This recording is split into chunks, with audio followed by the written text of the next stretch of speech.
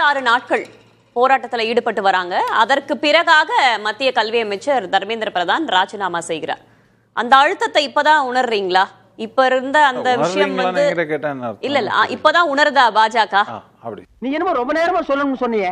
நான் வச்சிருந்த மேட்டரை நீங்க சொல்லி இருந்தா அப்பவே பஞ்சாயத்து உடைஞ்சிருக்கும். அப்படியா? அது என்னன்னு சொல்லு பாக்கலாம். இப்பதான் அழுத்தத்தை உணருதா? அது மட்டும் இல்லாம இத்தனை நாட்கள் காத்திருந்து இப்ப ராஜினாமா அப்படின்னும் போது இது பாஜகவுக்கு ஒரு பின்னடைவா இல்லையா? நிச்சயமா பின்னடைவு தான். யார் இல்லைன்னு சொன்னது? உங்ககிட்ட கேக்குறேன், உங்க கருத்தை கேக்குறேன். அதான் சொல்றேன், யார் இல்லைன்னு சொன்னது?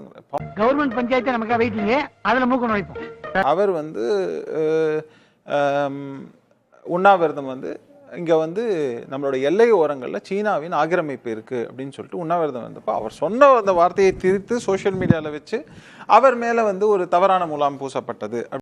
புதுசா தான் இருக்கு, ஆனா புரியலையே அப்படிங்கிறத அன்னைக்கே நான் வந்து கண்டிச்சேன். அதே மாதிரி அடுத்த கட்டமாக இங்க வரும்போதும் அவரை பற்றின பல பரப்புரைகள் சொல்றாங்கன்னு வச்சுக்கோமே. சரி, நீங்க தான் அவர் வந்து ஆன்டி நேஷனல் சொல்றீங்க, இல்லைன்னா அவர் வந்து தவறான பரப்புரையை கொள்கிறாருன்னு சொன்னா அவர் உண்ணாவிரதம் இருக்கும்போது ஏன் போய் பாக்குறீங்கிறது என்னுடைய கேள்வி.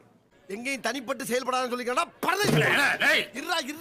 இது என்ன அப்படின்னு பாத்தீங்கன்னா, நிச்சயமாக ஒரு 3 டேர்ம் இருக்கும்போது ஒரு ஆன்டி இன்கும்பன்சி செட் ஆயிருக்கு.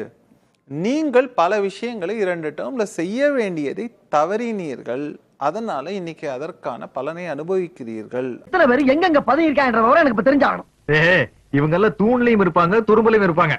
ஏன்னா அவங்களுக்கு இந்த சீட்டுல வரக்கூடிய எக்ஸ்ட்ராவான பணம்லாம் போயிடும். ஆனா அந்த மொத்தமான இன்னைக்கு அந்த ஒரு சூழல் வரும்போது அதை சர்க்கம்வென்ட் பண்ற மாதிரி அதுக்கான ஒரு மெக்கானிசத்தை கண்டுபிடிச்சிட்டாங்க. நல்லவனை பகைச்சுக்கலாம், ஆனா கெட்டவனை பகைச்சிக்கவே கூடாது. பிரைவேட் மெடிக்கல் காலேஜ் சீட்டை வந்து பிளாக் பண்ணி வைப்பாங்க. அப்புறமா என்ன பண்ணுவாங்க அப்படின்னாக்க கடைசி நேரத்துல தான் அந்த இது ரிலீஸ் ஆகும். அப்போ அதை வந்து அதிகப்படியான விலைக்கு விற்பதற்கான வாய்ப்புகள் இருக்கு. இந்த மாதிரியாக பல விஷயங்களை அவங்க செய்ய தொடங்கிட்டாங்கிறது. காந்தி செட்ட கேட்டதுக்கும் அம்பேத்கர் கோட்டு போட்டதுக்கும் உள்ள நிறைய விஷயம் இருக்கு. அரசியல் அதாவது அவங்களால பணத்தை வந்து பார்க்க முடியும், பண்ண முடியுங்கிறத சக்சஸ்ஃபுல்லா பண்ணிட்டாங்க. அந்த மாதிரியாக இருக்கும்போது அதனாலதான் அவங்க இப்பெல்லாம் வாய் திறக்கிறதுல, ஏன்னா அந்த ஊழல் நடந்து கொண்டு இருக்கிறது. அது ஒரு விஷயமாக நடக்காம இன்னொரு ஆங்கிள் அது நடந்து கொண்டு இருக்கிறதுங்க. எவ்வளவு செலவானாலும் பரவாயில்ல, எப்படியாவது காப்பாத்துங்க, அதை மட்டும் சொல்லிட்டா போதுமே.